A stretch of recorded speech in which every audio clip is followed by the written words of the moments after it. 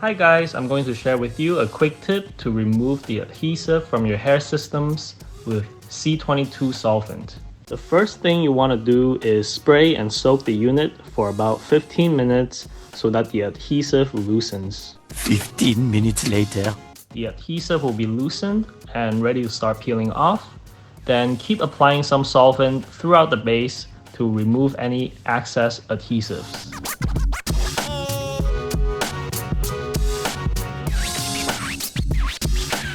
Use a magazine and start rubbing your piece gently with it, and you'll see how all that unwanted adhesive will start getting stuck to the paper and no longer in the hair system.